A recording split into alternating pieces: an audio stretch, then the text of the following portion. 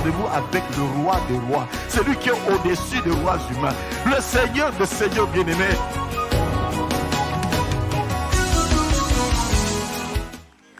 Merci Jésus, merci Jésus. Merci Jésus, merci Jésus, merci Jésus. Merci Jésus. Jésus est magnifique. Nous restons debout, s'il vous plaît, nous restons debout, nous allons prier. Tu vas prier un peu pour toi-même maintenant, avant de commencer. Bien-aimé, apprenons toujours à préparer nos cultes dans la prière. Tu viens à la prière, tu prépares la prière dans la prière. Amen, hein? Tu prépares ton culte dans la prière. Tu viens aujourd'hui, c'est le jour de l'enseignement, c'est le jour le plus important parce que la parole de Dieu, c'est la parole qui nous construit. Amen, hein? Tu prépares ton culte et même l'enseignement dans la prière. Lorsque tu le fais, tu seras bien disposé pour recevoir des choses de la part de Dieu. Amen, hein? Tu vas commencer à taper les mains d'abord. Prie d'abord pour toi-même. Tape les mains, prie d'abord pour toi-même. Je ne sais pas ce que tu vas prier. Prie d'abord pour toi-même. Tu dis, Seigneur, je prie pour moi. En tapant les mains, tu pries pour toi-même. Tu pries d'abord pour toi-même. Seigneur, dispose mon cœur à recevoir ta parole. Dis à Dieu de disposer ton cœur à recevoir ta parole. Sa parole, oui. Que le Seigneur te dispose. Parce que la parole de Dieu, c'est la parole que le diable attaque. Le diable n'aime pas que l'homme reçoive la parole. Parce que c'est la parole qui transforme. C'est la parole qui guérit. C'est la parole qui fait tout dans le cœur de l'homme. Prie d'abord pour toi-même. Demande à ce que le Seigneur mon Dieu, aide-moi afin que cette parole me pénètre.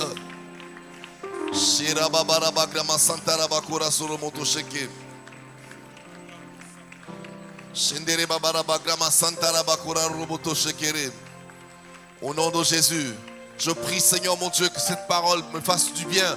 Premièrement, au nom de Jésus, que cette parole me fasse du bien.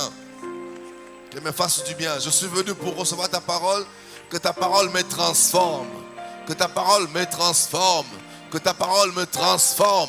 Que ta parole me transforme. Que ta parole me transforme. Chaque jour, je veux recevoir une parole. Chaque jour, je veux une parole qui me transforme. Chaque jour, je veux une parole qui me transforme. Au nom de Jésus. Au nom de Jésus. Je commence maintenant à prier pour l'église. Demande maintenant que la présence, que le Saint-Esprit soit là. Tape la main, tu invoques l'Esprit de Dieu. Seigneur, Esprit, continue. Que l'Esprit se mouve pendant ce moment.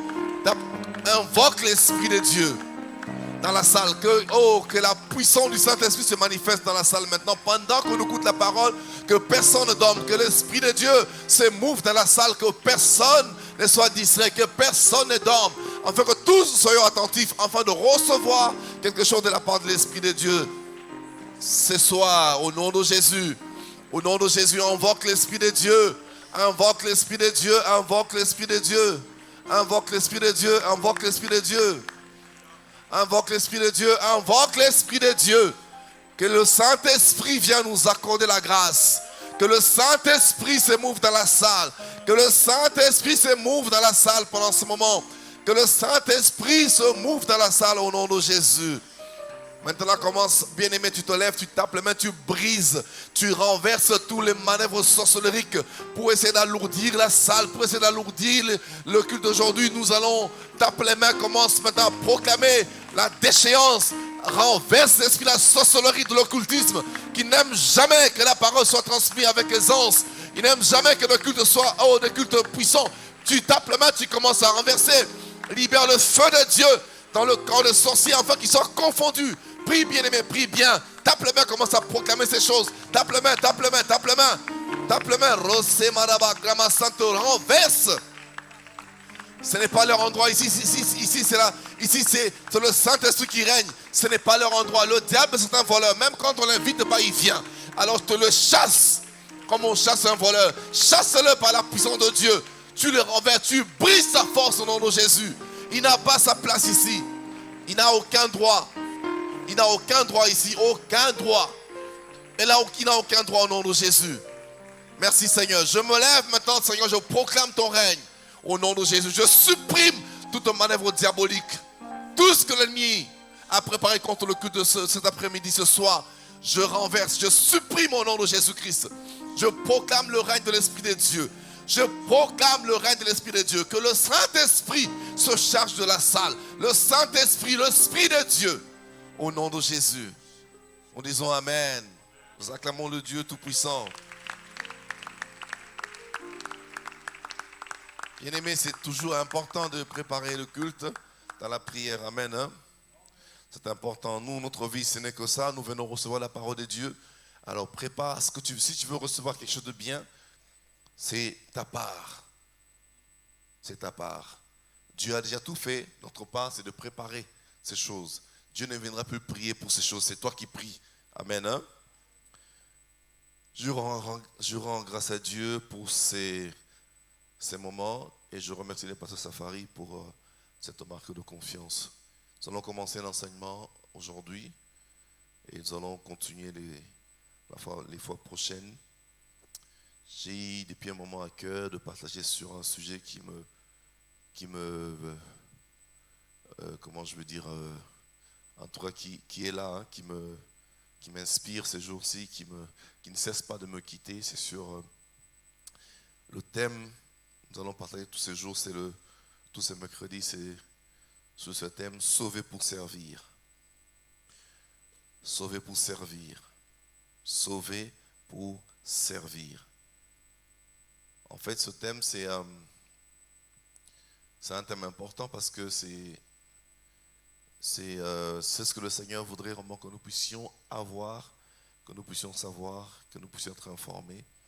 Parce que nous sommes tous appelés à servir Dieu.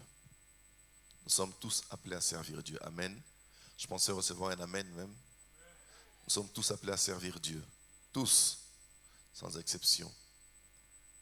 Nous sommes tous appelés à servir Dieu. Chacun a son palier, chacun a son niveau. Mais tous, nous sommes appelés à servir Dieu. Lorsque Dieu nous sauve, c'est pour le servir directement. Nous allons voir ça parce que nous avons constaté que beaucoup de gens à l'église, beaucoup de gens ont un peu baissé, ils ne veulent pas servir, ou bien carrément ils se justifient dans beaucoup de choses. Nous devons apprendre à servir Dieu. Et avant de servir Dieu, nous devons le connaître. Le but de ce thème, j'ai 4 buts que je chercherai à atteindre par la grâce de Dieu. D'abord, le premier but, c'est de nous examiner à la lumière de la parole de Dieu. Si nous sommes réellement sauvés, nous devons nous examiner parce que il faut qu'on sache, il faut qu'on s'examine. Ce n'est pas le fait de venir à l'église qui nous dit que nous sommes réellement sauvés, qui peut nous certifier que nous sommes sauvés. Ce n'est pas l'effet de venir année par année, chaque année nous sommes à l'église qui peut nous garantir du salut, non.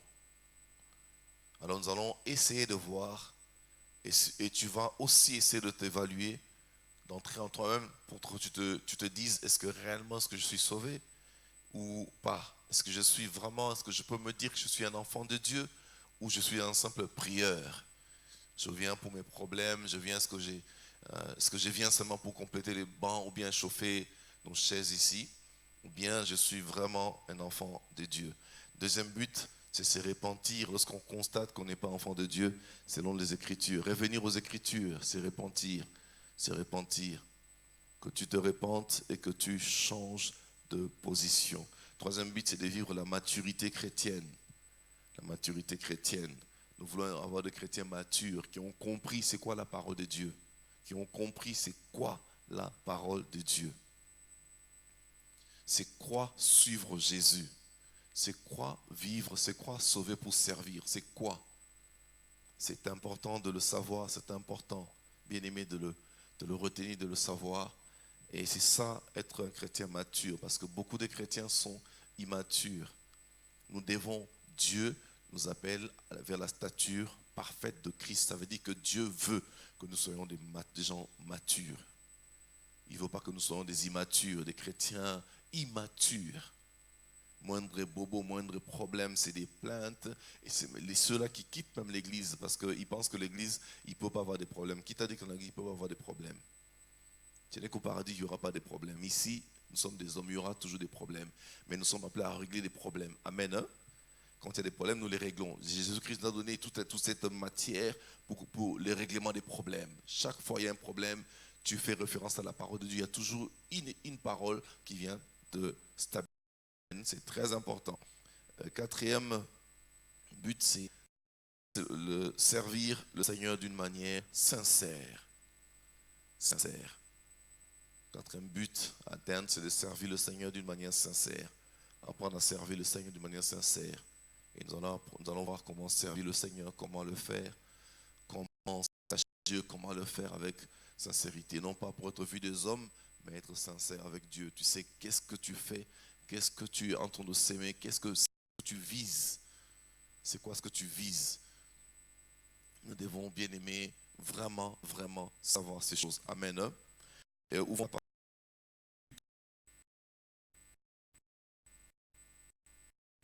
de Luc 4, verset 38 à 39. Luc 4, 38 à 39. La Bible dit ceci. En sortant de la synagogue, il s'est rendu à la maison de Simon, la belle-mère à la maison de Simon. La belle-mère de Simon avait une violente fièvre. Et le prièrent en sa faveur. S'étant penché sur elle, il menaça la fièvre et la fièvre la quitta. À l'instant, il se leva et le servit. Amen. Deuxième passage, c'est le passage, c'est Acte 9. Acte 9, 4. Nous allons un peu lire encore. Aujourd'hui, c'est pas la c'est un enseignement dont beaucoup de pour découvrir des vérités nous évoluons comme ça. Seigneur, nous lisons, nous avons compris la parole, nous avons beaucoup de choses, nous avons compris beaucoup de choses, écrit les paroles, et nous étions comme des clercs qui rentraient à la maison, mais les paroles, et c'est resté dans le cœur, et nous avons appris beaucoup de choses que nous disions la parole. Livre de 9, 4 à 6, la Bible dit ceci, 4 à 6 d'abord. Il tomba par terre, il entendit une voix qui disait,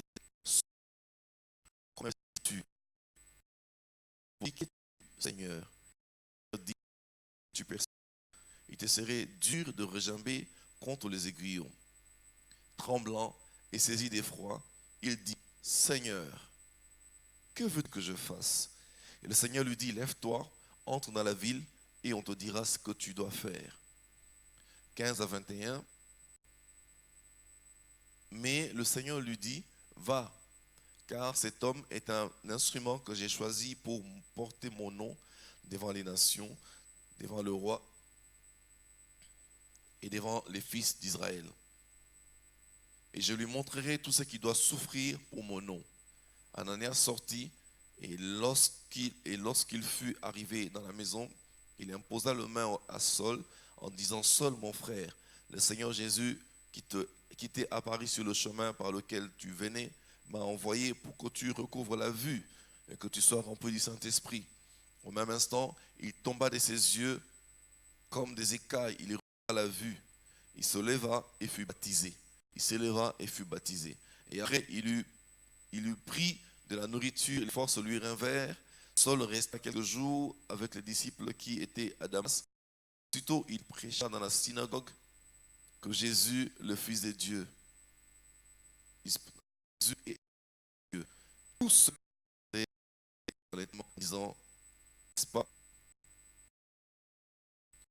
n'est-ce pas, c'est lui qui persécute à Jérusalem ceux qui invoquent non. Et n'est-il venu pour les amener liés devant les principaux sacrificateurs? Oui, ces deux passages bien aimés sont des passages qui nous montrent, je voulais juste pour nous montrer comment est-ce que Jésus a sauvé. Jésus sauve et il guérit. Jésus sauve pour que nous puissions le servir. On a vu correctement un peu dans la belle-mère de Pierre. Littéralement, on a vu comment est-ce qu'elle a été sauvée d'une maladie, d'une forte fièvre qu'elle avait.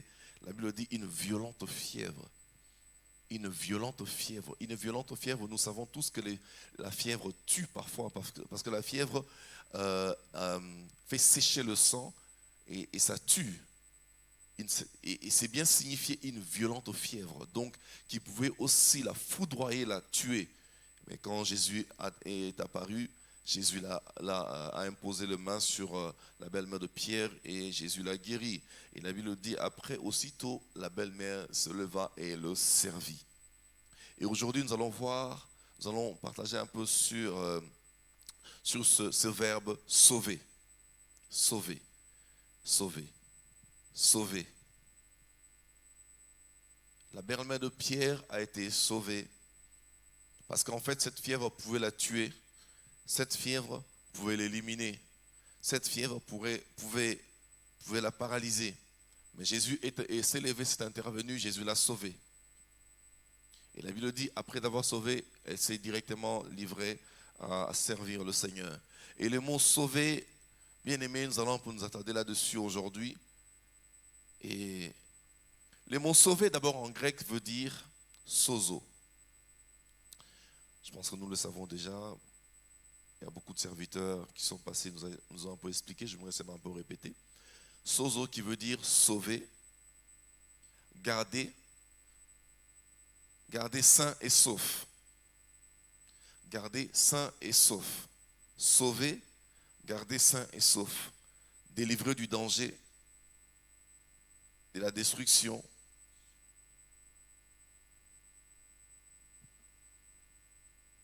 Délivrer du danger, de la destruction. Donc, lorsque Jésus sauve quelqu'un, il le délivre du danger et de la destruction. Lorsque Jésus sauve quelqu'un, il le délivre, il l'épargne du danger. Bien-aimé, notre vie est une vie qui était une vie en danger. Pour ceux qui ont reçu le Seigneur et que le Seigneur les a visités et qui sont réellement sauvés, bien aimés, nous devons toujours nous rappeler que Dieu nous a fait du bien. Si Jésus-Christ nous laissait à notre état païen, c'est un état dangereux.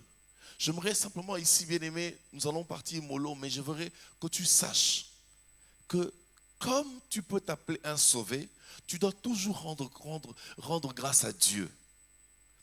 Imagine un peu si le Seigneur te laissait dans la vie du paganisme. Imagine un peu si le Seigneur, et de ceux-là qui sont venus dans le Seigneur, comme la belle-mère de Pierre, par un miracle. Ça veut dire qu'un miracle s'est produit dans ta vie parce que tu étais soit malade, soit tu avais un problème grave qui t'amenait lentement et sûrement vers la mort. Mais tu as rencontré un miracle de la part du Seigneur. Tu as rencontré le Seigneur au milieu de la rue et le Seigneur t'a sauvé. Il t'a épargné du danger. Les dangers étaient imminents. Et ce mot sozo, on peut le retrouver plusieurs fois dans la Bible, dans le livre de Matthieu. Sozo, c'est un mot en grec qui veut dire épargner. Dieu nous a épargnés, il nous épargne dans beaucoup de choses. Il faut toujours savoir que Dieu t'a épargné de beaucoup de situations dangereuses. Chaque jour que tu vis, tu dois être reconnaissant à Dieu. Je ne veux pas que tu prennes la vie chrétienne à la légère. Je veux que tu sois conscient, que tu prennes chaque jour que tu vis, que tu réfléchisses toujours que Dieu m'a épargné. Quand tu te réveilles, dis-toi qu'aujourd'hui encore le Seigneur m'a épargné. Parce que bien aimé, beaucoup de chrétiens vivent vraiment, c'est comme si c'était logique, c'était normal, c'était une vie, se réveiller, s'endormir, se réveiller, c'est normal. Bien aimé, ce n'est pas normal, c'est la grâce de Dieu. Il y a de ceux-là qui sont endormis depuis, jusqu'aujourd'hui ils sont en coma. Mais toi, qu'est-ce que tu as de plus que celui qui est au coma jusqu'en ce moment? Tu n'as rien de plus. Mais c'est la grâce qui fait qu'aujourd'hui tu vis, aujourd'hui tu marches. Alors cette grâce, tu dois toujours y penser. Je veux vraiment nous ramener un peu à des choses élémentaires, à des choses que nous, parfois nous passons un peu à la hâte et qui nous fait oublier certaines choses, certaines valeurs chrétiennes. Nous oublions certaines forces de la vie chrétienne parce que nous sommes tellement en l'air et nous oublions que Dieu nous a sauvés. En nous sauvant, Dieu nous a épargnés de beaucoup de dangers. Entre autres de nos familles d'abord. de nos propres familles. Nous sommes africains, nous savons qu'est-ce que sont nos familles. Quels sont les dangers qui se trouvent dans nos familles? Quelles sont les lois établies dont le Seigneur nous a vraiment épargnés? Ces lois établies sont faites pour nous faire pleurer. Mais le Seigneur, par sa grâce, nous a épargnés de ces choses. Nous devons toujours lui rendre grâce. Le sozo de Dieu est rentré dans nos vies et nous a épargnés. Nous a sauvés du danger. Si Dieu nous laissait à notre état de païen, je ne sais pas si je vivrais encore. Je ne sais pas si j'allais encore vivre parce que je ne sais pas si je pouvais vivre parce que tellement j'avais des attaques, j'étais braqué par des militaires par-ci. Il y avait toujours une parole, toi tu mourras, soit par accident, soit par on va me tuer un jour. J'ai reçu plusieurs fois des braquages comme ça, armes pointues, pointées sur moi plutôt, pour me tuer, mais Dieu m'a fait grâce. Dieu m'a épargné. C'est Dieu qui m'a épargné. Je me suis retrouvé une fois vers bon marché, païen que j'étais, je me suis battu avec les militaires en armes qui voulaient m'arracher ma voiture, qui voulaient m'arracher tout ce que j'avais. Je me suis battu, moi j'ai cru que comme j'ai fait un peu de sport, que je me suis épanoui. Non, bien aimé, c'était la grâce de Dieu. Ils étaient armés, ils étaient à 5. J'ai entendu seulement un qui disait, un qui disait, mais si l'autre s'est décidé seulement tout, donc, et puis comme je les emmerdais, ils pouvaient bien finir sur moi. Mais la grâce de Dieu, source de salut pour tous les hommes, se manifestait dans ma vie. Je dois être reconnaissant. Toi, tu as une histoire aussi avec Dieu. Tu devais y penser. À chaque fois, tu devais penser que Dieu t'a sauvé. Et tu ne peux pas vivre avec légèreté. Dans le livre de Matthieu 1, le sens s'est manifesté dans le livre de Matthieu 1, verset 21. La Bible dit, elle enfantera un fils et tu donneras le nom de Jésus. Et celui qui sauvera. Ici, en grec, c'est sozo, qui sauvera. Celui qui sauvera son peuple de ses péchés. Pourquoi on dit sauvera? Parce qu'ils savent que Dieu savait que le péché n'est pas une bénédiction pour l'homme. Malgré l'homme aime beaucoup se mettre dans le péché, mais le péché n'est pas une bénédiction pour l'homme. Dieu, par la mort de Jésus-Christ, Dieu en envoyant Jésus-Christ sur la terre, c'est pour nous sauver, c'est pour nous libérer. Bien-aimé, si Christ ne t'a pas libéré, tu allais être aujourd'hui un homme malheureux. Malheureux. Malheureux, bien-aimé. Donc, rends toujours grâce à Dieu. Pense toujours à ce que le Seigneur Jésus-Christ a fait pour toi. Quand je pense aux multiples accidents que je fais, un accident que j'ai fait mortel sur 24 novembre. Un accident mortel. Mortel. J'ai cogné un poteau. J'ai roulé avec vraiment une allure. J'ai cogné un poteau quelque part. Le volant de ma voiture s'est tordu sur mon torse. Le pare-brise s'est cassé. Vous vous rendez compte? Et la voiture était presque déclassée. Mais je n'ai rien eu, même pas une égratignure. Même pas. Les gens se sont étonnés comment j'ai sorti de la voiture sans problème. La grâce de Dieu. La grâce de Dieu. Il y a de ceux-là qui sont passés, qui sont décédés. Peut-être même par accident, même pas grave, même moins grave que mon accident. Mais qui sont passés, qui sont morts. Il peut y avoir des hémorragies. Moi, je n'ai eu ni sur le torse, ni même sur la... J'ai cogné ma tête sur le pare-brise. Le volant de Mercedes, c'est un volant en fer. Le volant s'est tordu. Mais je n'ai rien eu. La grâce de Dieu.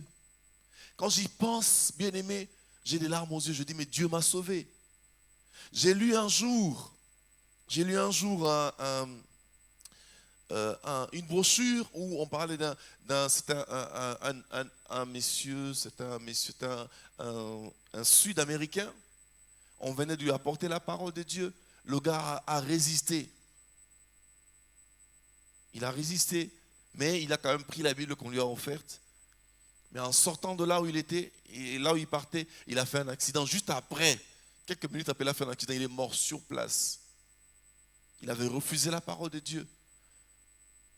Sûrement les personnes qui l'ont prêché ont regretté peut-être que Dieu voulait l'envoyer la parole parce qu'il savait que la mort était imminente. La mort était là. Dieu voulait le sauver pour l'épargner de la mort. Parce que Dieu sait que lorsque nous épargne de la mort, lorsque nous recevons la parole de Dieu, nous devenons forts. Dieu veut simplement nous sauver. Jésus-Christ a été envoyé, bien-aimé, pour nous sauver.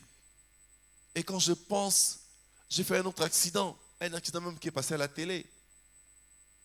C'est les années 2003, je pense. C'était sur le boulevard Triomphal. À l'époque, le boulevard Triomphal était... il y avait des tonneaux remplis de béton dedans. Et je roulais à vive allure. J'avais une Mercedes, une 500, une Mercedes bien puissante. Je roulais à vive allure. Je pouvais mourir.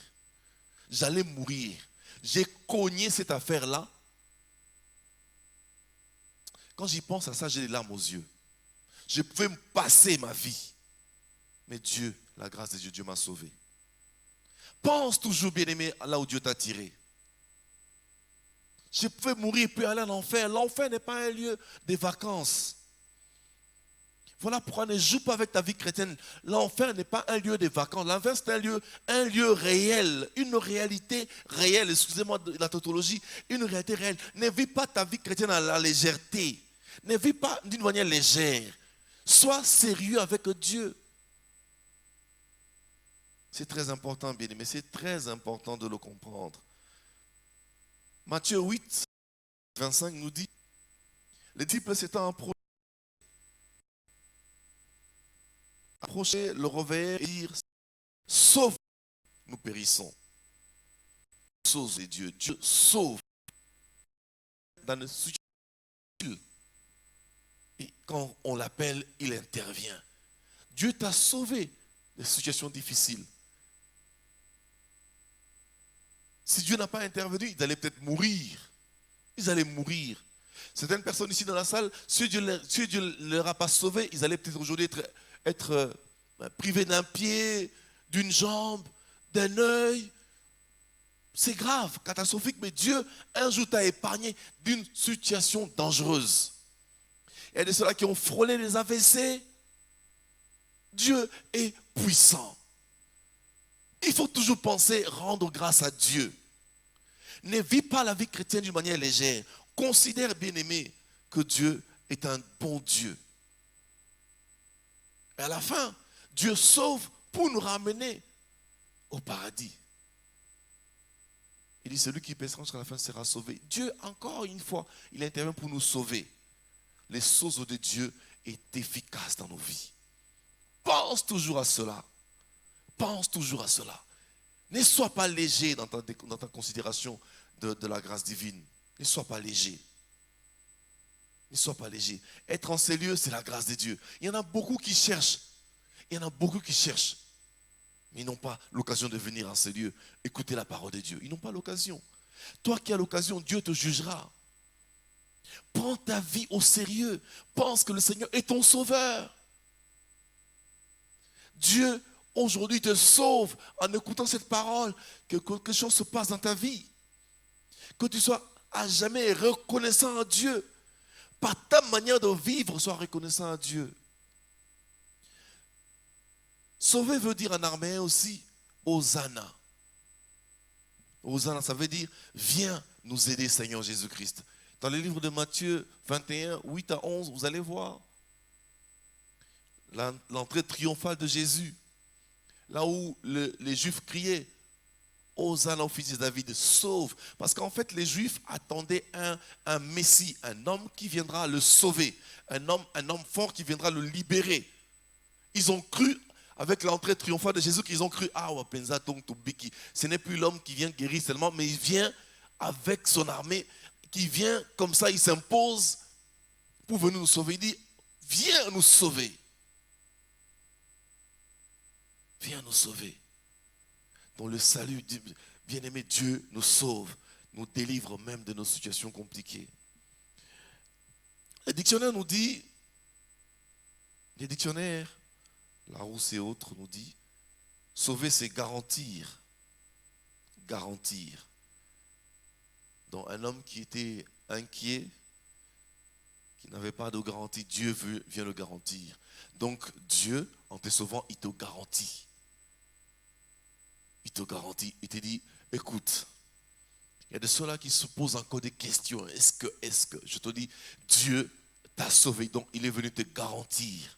Sois calme, je suis là. Il y a une situation compliquée qui s'élève contre ta vie. Dieu se lève, il te dit, sois calme. Dieu te garantit la sécurité, la paix. Tu peux être là en train de penser, en train de réfléchir, en train de tergiverser dans tes pensées. Dieu te dit, sois calme. Je suis le garant de ta vie. Dieu est le garant de ta vie. Tu ne t'appartiens plus. Tu appartiens à Dieu. Tu appartiens à Dieu. Il est le garant de ta vie. Ne promène pas de regard inquiet. Ne promène pas de regard inquiet. Même quand tout va mal, sache-le. Crie toujours. Dis-toi que Dieu, c'est mon garant. Il me garantit. Larousse nous dit encore, Dieu, sauver, c'est préserver. Préserver. Dieu te préserve. Il nous dit encore, tirer du danger. Dieu t'a tiré du danger. Sauver, c'est tirer du danger. Tu étais dans un danger. Dieu t'a tiré, t'a sauvé. T'a sauvé. Il y a des situations qui s'étaient élevées dans ta vie qui pouvaient même te donner l'AVC. Il y avait des problèmes graves.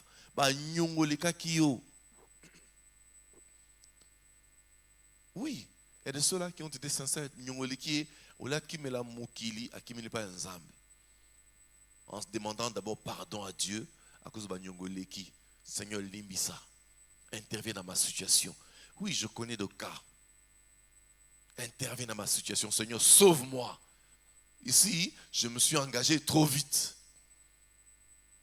J'ai eu des engagements irréfléchis. Maintenant, je suis coincé. Toi, si tu es dans la salle, Ozaba Nyongolekio, qui n'est pas un zambe. Bandana nous, une chose, commence par te repentir. Dieu aime le cœur sincère. Quand tu es sincère, là, tu arrives à séduire Dieu. Lorsque tu es seulement sincère, tu séduis le cœur de Dieu. Tu lui demandes de te pardonner d'abord. Bien-aimé, Dieu descendra, Dieu va te délivrer. Dieu ouvrira une porte pour toi.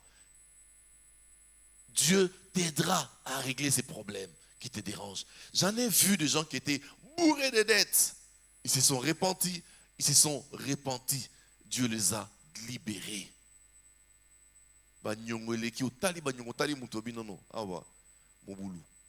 Mais Dieu est aussi le sauveur, même de ces genres de situations. Donc si tu es dans la salle, tu sais que tu as des dettes et lesquelles répands-toi, va vers Dieu. Va vers Dieu. N'ajoute pas nyongo sur nyongo. Non, tu vas tourner en rond, tu vas souffrir. Dieu peut te sauver. C'est un sauveur. C'est ça le boulot de Jésus. Son boulot, c'est de nous sauver. De nous sauver même de ces péchés qui nous environnent. S'il y a un péché bien-aimé qui te dérange, sois sincère. Amène-toi vers Jésus. Je parle parce que moi-même j'ai vécu ces choses. Un péché où tu cherches à te débarrasser, tu n'arrives pas. Va vers un homme de Dieu. Confesse. Va vers Dieu. Règle maintenant les problèmes avec Dieu. Tu dis, Seigneur, moi ici, donc je ne suis rien, je ne peux rien faire. Tu jeûnes, tu pries. Dieu se lèvera en sauveur. Il va te sauver. Quelle est la situation, bien-aimé, qui est plus grave que Dieu ne peut pas intervenir? Dieu est un sauveur. Crie toujours à Dieu. Pour n'importe quelle situation, bien-aimé, Dieu peut te sauver. N'importe quelle situation. Il n'y a aucune situation qui dépasse Dieu. Aucune situation qui dépasse Dieu. Aucune.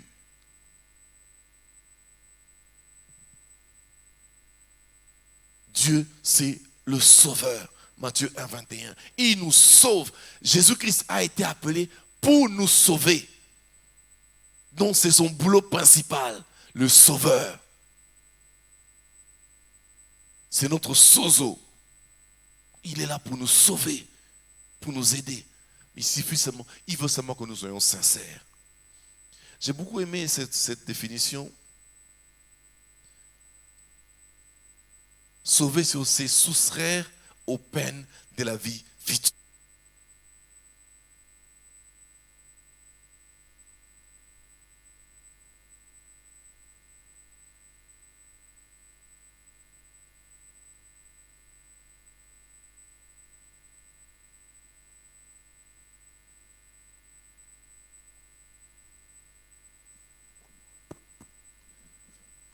Alléluia. C'est la technique. C'est fait de main. C'est fait de main des hommes. Amen. Donc je disais, j'ai beaucoup aimé cette définition. Soustraire aux peines de la vie future. Ça veut dire que, bien aimé, il y a des peines de la vie future. Il y a des problèmes dans la vie future. Tu vivais peut-être une vie future incertaine. Tu as avancé lentement et sûrement vers des peines. Ce qui est d'abord sûr, comme tu vivais mal, il t'attendait l'enfer. Donc l'enfer t'attendait. Et Dieu t'a sauvé. Quelle peine! Jésus-Christ, bien-aimé, est celui qui nous sauve. Et pourquoi il vient nous sauver?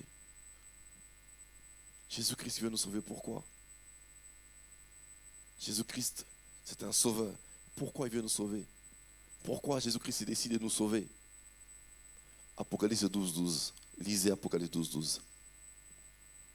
Ici, aujourd'hui, nous sommes toujours sur ce mot « sauver ». Dieu, c'est notre sauveur. Il s'est rendu compte que le diable est descendu animé d'une grande colère. Il dit, malheur à la terre. Car le diable est descendu animé d'une grande colère. Le diable est décidé de nous perdre avec lui en enfer. Comme il a été chassé du ciel, il refuse qu'on puisse y accéder. Il ne veut pas que nous puissions y accéder. Il refuse que tu accèdes. Le diable est descendu, animé d'une grande colère. Le but du diable, bien aimé, c'est de nous empêcher de vivre la main de Dieu. Le diable était un ange déçu, renvoyé du ciel, chassé du ciel. Il est venu en mission. La mission du diable, c'est que personne ne puisse hériter le royaume de Dieu. Comme il a raté le royaume, il a raté le paradis, que toi et moi, que nous ne puissions pas y entrer. Comment il fait le diable? Parce que parfois, le diable vient nous attaquer. On se demande bien, quand il vient même nous attaquer pour des problèmes, même dans nos problèmes, il ne veut pas que nous puissions recevoir des choses de la part de Dieu parce qu'il faut que nous restons des éternels frustrés. Il vient s'opposer à ta bénédiction. Il vient s'opposer à ta grâce. Il vient s'opposer à ce que Dieu te donne.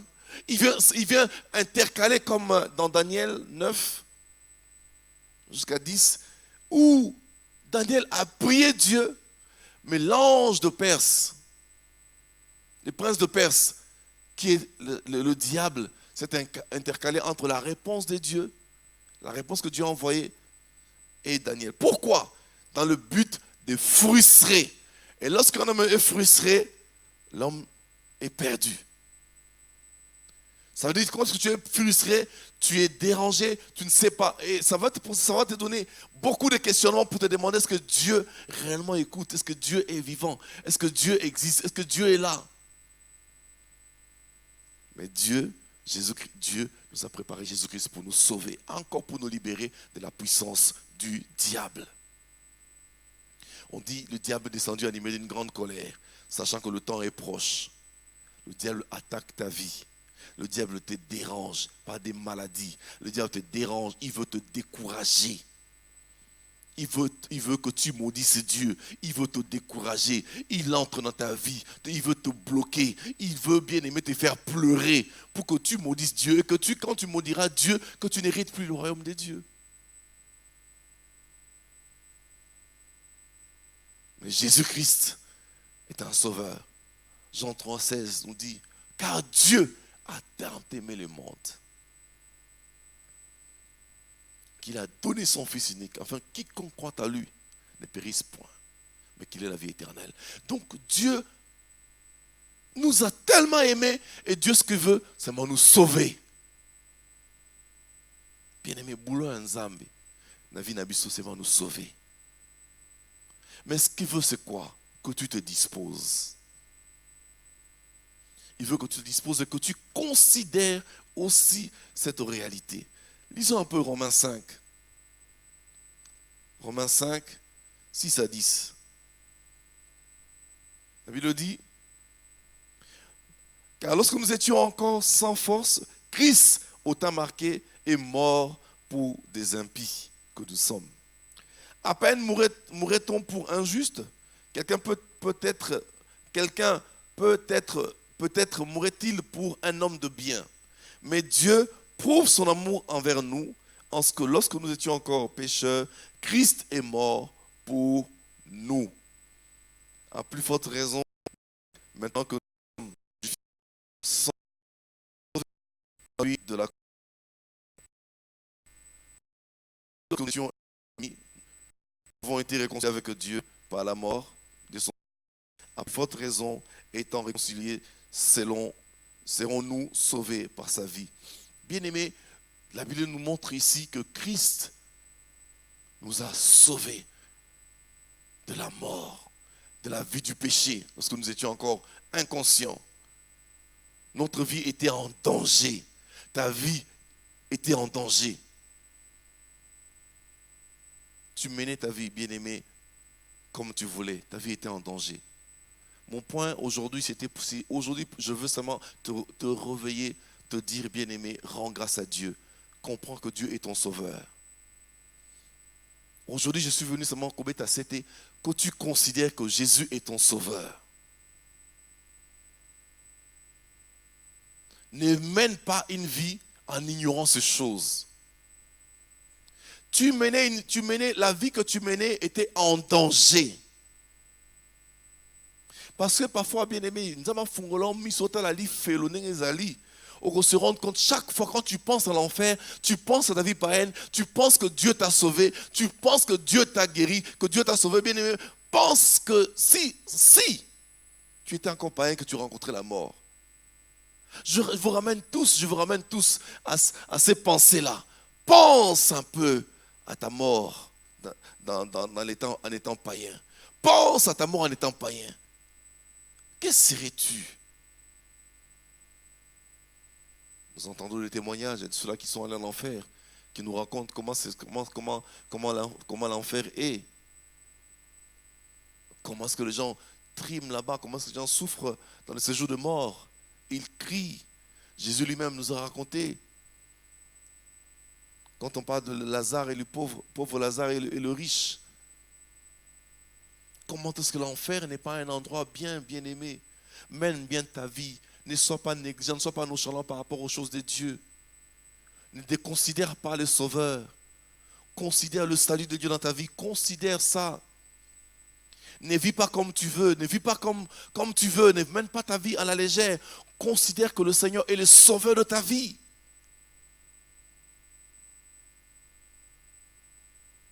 Aujourd'hui, les chrétiens sont tellement ils vivent tellement d'une manière laxisme, bien dans une légèreté. Ils ne considèrent plus les valeurs. Le valeur, c'est d'abord savoir que Jésus t'a sauvé, il t'a tiré de loin. Là, à chaque fois que tu penses là où Dieu t'a tiré, à chaque fois que tu penses que tu allais descendre en enfer, que Dieu t'a sauvé, tu seras reconnaissant, tu vas encore rectifier tes tirs, tu vas encore penser à Dieu, tu vas encore, bien aimé, améliorer ta vie chrétienne. Améliorer ta vie chrétienne. Quand tu penses que tu étais en danger, que tu descendais lentement et sûrement vers l'enfer, l'enfer est un lieu éternel. Un lieu éternel, ce n'est pas un lieu de vacances. Bien aimé, l'enfer n'est pas un lieu de vacances. Oh non, après 1000 ans, tu auras changé. Après 10 ans, non. Éternel. Voilà pourquoi tu dois toujours penser là où Dieu t'a tiré. Toujours penser à ça. Je veux nous amener à des choses terre à terre pour que nous puissions nous réveiller. Parce que parfois nous sommes discrets, nous menons une vie comme nous voulons. Nous ne voulons pas, bien-aimé. Dieu ne veut pas que tu mènes une vie comme tu veux. Reviens toujours. Reviens d'abord à Dieu. Pense à ton futur. Pense aussi à ton passé. Parfois, être reconnaissant à Dieu, pense à ce que tu étais. Et ce que Dieu a fait de toi. L'enfer est un endroit bien réel. C'est une réalité, l'enfer. Une réalité réelle. Dieu t'a sauvé de l'enfer. Dieu t'a sauvé de l'enfer. Si tu es là encore aujourd'hui, c'est parce que Dieu se bat pour que tu n'ailles pas en enfer. Plaise à Dieu que tous, nous puissions pas aller en enfer. Tous comme nous sommes là, que nous n'héritons pas l'enfer. L'enfer n'a pas été créé pour nous. L'enfer a été créé pour le diable et pour ses acolytes. Mais si toi, tu ressembles au diable et ses acolytes, tu vas y descendre, malheureusement. Tu vas y descendre. Mais Dieu n'a pas voulu, Dieu ne veut pas. Comme tu es là aujourd'hui, c'est pour que tu écoutes. Mais si tu commençais à lâcher, reviens. Réveille-toi. C'est des paroles simples pour te demander seulement de te réveiller. Dieu veut réveiller une personne ici qui commence à mener une vie de légèreté. Réveille-toi, bien-aimé. Pense au salut de Dieu. Dieu a envoyé son Fils mourir à la croix pour te sauver. Regarde le poids que Jésus-Christ avait à Gethsemane. Il a dit, si c'est possible que cette coupe se déplace. Si c'est possible que cette coupe, que j'abandonne. Non, il voulait, c'était possible. Mais ce n'était pas possible. Parce qu'il a senti que c'était dur, difficile, pendu au bois. Il a souffert tous les mots, la Bible dit, il a eu tous les mots. Cario, céphaléo, tous les mots à la croix. Moi, j'ai souffert du rein. J'ai eu des douleurs, je me demande. Il y a des douleurs à la filée pendant 2 ans, tu as des douleurs. Tu te demandes, mais qu'est-ce qui se passe? Ces douleurs aussi, là, nini. Alors je me rends compte quand on parle que Jésus-Christ a eu tous les mots à la croix, je pense seulement, moi j'avais seulement de reins. Des douleurs rénales, douleurs insupportables. Ou le médecin qui sont habitués à cacher un peu les choses, mais le médecin il le disait ouvertement, c'est très douloureux. Il le disait à mon père, c'est très douloureux ce qui souffre. Mais si tu penses que Jésus-Christ a apporté tout ça pour toi, il a porté la croix, pendu au bois. Vous vous rendez compte? Il a été crucifié. Il y a un clou qui est des clous plantés, bien aimés. On a brisé, imaginez seulement, il était pendu au bois. Non pas soutenu, mais soutenu. C'est qui le soutenait. C'est ce qui faisait que et maintenir Wana. Tu te rends compte? Ils ont maintenu la douleur. Je sais qu'il a rendu l'âme. Il est mort de souffrance pour toi. Donc ne vis pas avec légèreté, bien-aimé. Considère que Jésus est ton sauveur. Considère que Jésus t'a sauvé, que Jésus est là pour toi. La Bible dit ceci dans le livre de 1 Pierre 1, 17 à 19. Et si vous invoquez comme Père celui qui juge selon l'œuvre de chacun, sans exception de personne, conduisez-vous avec crainte pendant le temps de votre pèlerinage. Conduisez-vous avec crainte pendant le temps de votre pèlerinage. Conduisons-nous avec crainte. Non pas avec légèreté. Ne nous mélangeons pas avec les mondains dans la mondanité. Conduisons-nous avec crainte. Sachant que Jésus-Christ, Dieu a livré son Fils. Il a souffert pour nous sauver. Sachant que ce n'est pas par des choses périssables, par de l'argent ou de l'or, que vous avez été rachetés de la mauvaise manière de vivre que vous aviez hérité de vos pères, mais par le sang précieux de Christ, comme d'un agneau sans défaut et sans tache. 1 Pierre 1, 17 à 19. Nous avons été sauvés, bien-aimés, de notre mauvaise manière de vivre. Ne sois pas léger par ta manière de vivre.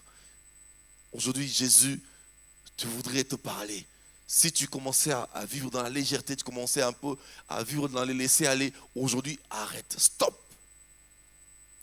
Pense au Sauveur. Pense à celui qui t'a sauvé. Il s'est sacrifié pour te sauver. Ne balance pas ce sacrifice en vain. Ne balance pas ce sacrifice. Ne vis pas dans la légèreté chrétienne. Ne vis pas comme tu veux. Ne vis pas dans la légèreté. Ne vis pas dans la légèreté. Jésus nous a sauvés de la mauvaise manière de vivre, de la vaine manière de vivre. Enfin, je me pose des questions. Toi, est-ce que tu peux te dire qu'il t'a sauvé réellement, ou bien tu continues à vivre toujours comme tu as toujours la mauvaise manière, cette mauvaise manière de vivre? Est-ce que tu l'as toujours?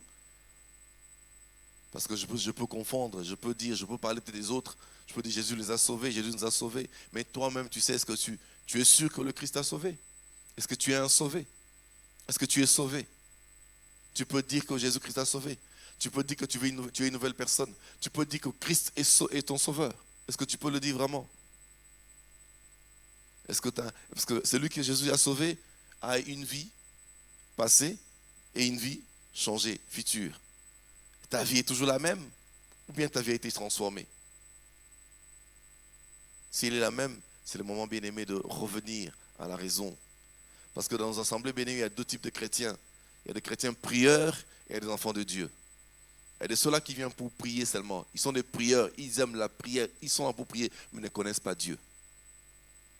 Ils ne connaissent pas Dieu. Ils ne connaissent pas la valeur de Dieu.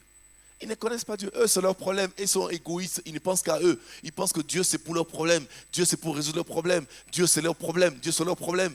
Bien aimé, tu ne penses même pas au salut de Dieu. Tu vis comme tu veux. Mais après, ici, tu vis comme tu veux. Mais toi, tu viens, quand tu entends la prière, c'est toujours pour tes problèmes à toi.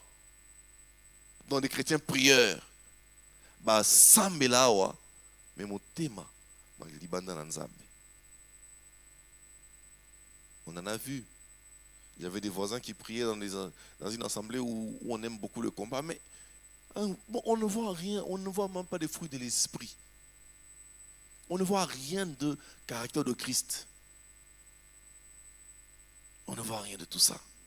Ne sois pas un prieur, sois un enfant de Dieu. Considère que Jésus-Christ est venu te sauver.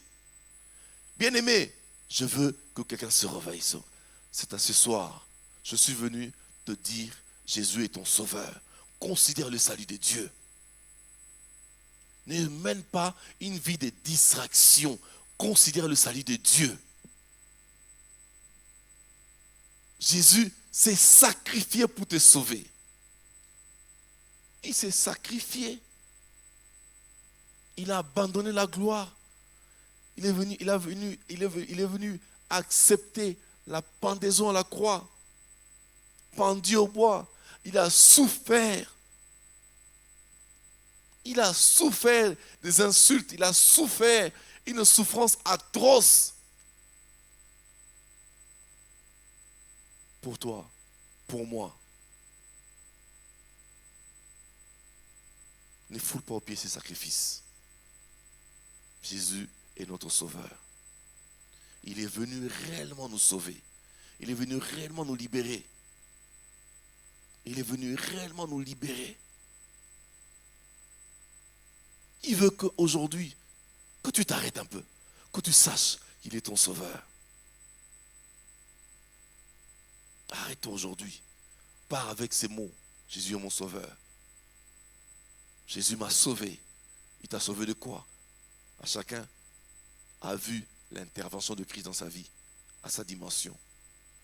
Chacun de nous voit, a vu comment est-ce que Dieu a pu intervenir dans sa vie. Chacun de nous sait comment est-ce que, jusqu'à quel niveau Jésus-Christ est entré dans sa vie pour intervenir dans sa vie.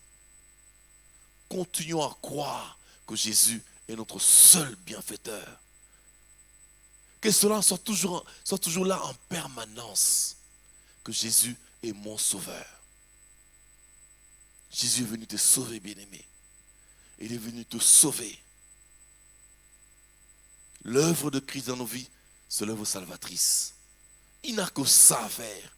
Nous sauver du péché, nous sauver de la mort, nous sauver des maladies, nous sauver des diverses situations. C'est ça même que Christ est venu faire. Le Sauveur est venu faire. Je veux que tu considères ça ce soir. Je vais arrêter là aujourd'hui. C'était juste pour mettre une base sur ça, sur le Sauveur. Je ne veux pas que tu ignores. Je ne veux pas que tu vives un chrétien comme un chrétien qui est distrait. Je veux que tu considères, que tu saches, Jésus est réellement ton Sauveur. Jésus est venu pour te sauver. Jésus est venu pour te garantir. Jésus est venu comme un garant pour te garantir la sécurité. Jésus est venu comme un garant aussi pour un jour te ramener au ciel. Il ne faut pas oublier ça. Beaucoup de chrétiens commencent à oublier et ils vivent comme ils veulent. Ne vis pas comme tu veux. Considère que Jésus-Christ est ton sauveur.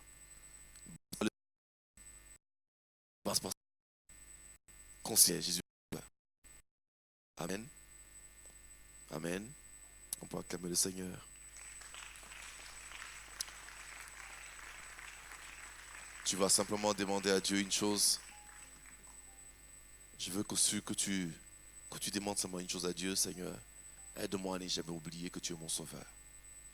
Je veux que tu confesses cela de ta bouche. Confesse cela de ta bouche. Dis seulement, Seigneur, je veux que tu m'aides à comprendre. Je veux qu'à chaque fois, Seigneur mon Dieu, que cela soit présent dans mon esprit, que tu es mon sauveur, que tu es mort et ressuscité pour me sauver. Il y a de ceux-là qui étaient malades, il y avait des graves maladies. Jésus les a sauvés des maladies. Il y a de ceux-là qui avaient des problèmes, des graves problèmes. Jésus les a délivrés. Il y a de ceux-là qui avaient des situations impossibles, mais Christ a fait quelque chose dans leur vie. Merci Seigneur. Considère cela, bien-aimé. Dis-lui, Seigneur, tu es mon sauveur.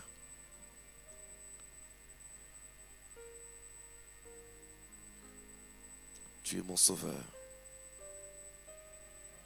Tu es mon sauveur. Merci Jésus, tu es mon sauveur. Je ne veux pas, Seigneur mon Dieu, Père Saint-Esprit, tu es mon sauveur. Le seul qui me fait du bien, c'est toi, Jésus.